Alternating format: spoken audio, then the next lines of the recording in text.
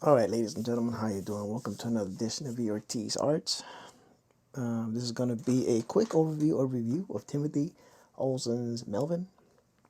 We're at Melvin number 3. He currently has his campaign on fundmycomic.com, and his goal was to reach $500. He's reached $525, so he's 105%.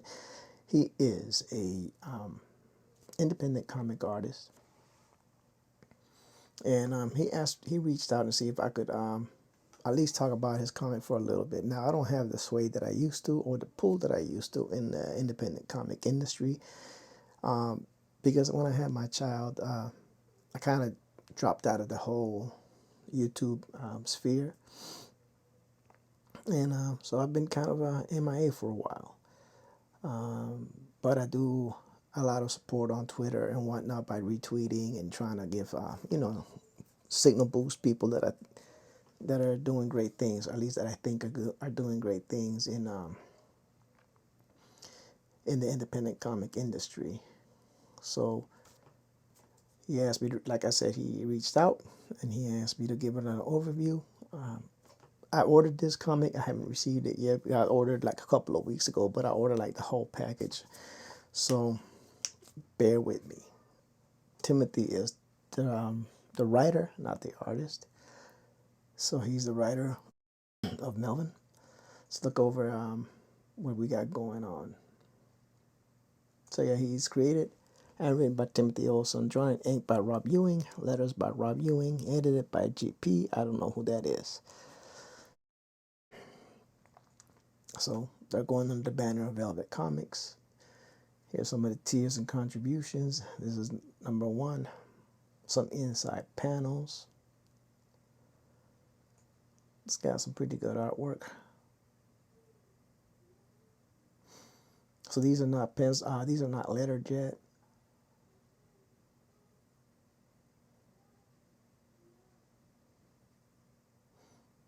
But we're going to go ahead and scroll down through some of these panels, see what we think. Now this character here, Diana, I am familiar with. I did a little bit of a fan. I inked some pencils that were drawn. You know, my interpretation of the character. And I'll show you that in a minute, actually.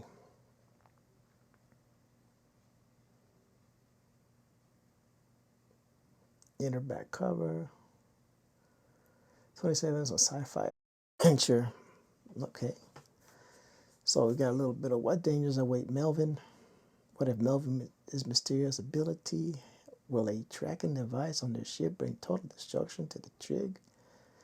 Romance. The whole works. Alright, oh, look at this. So they got an universe out here. Witness the expanding universe of Velvet Comics at a Facebook story starting Z and Odysseus. Because I can't pronounce words.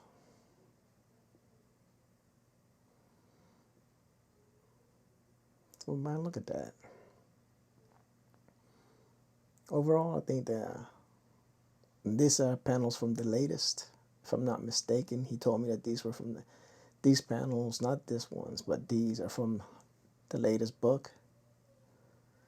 And as you can see, as you would expect with any comic, the art evolves and keeps getting better. That's a good sign. It's a plus. It's a positive. That's a net positive for the crew.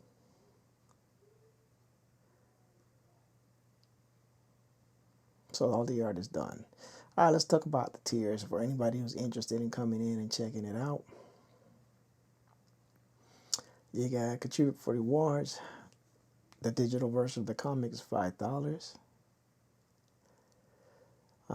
You got $10 USD plus shipping for a physical. You got 10 USD for digitals for the first and the second book.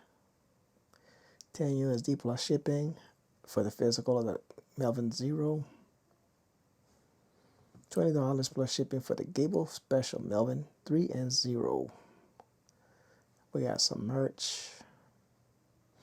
This is the trilogy. This is the pack that I bought for physical copy. I don't like digital copies.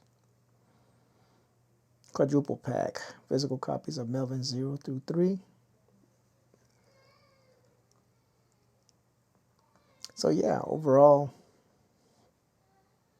this is not a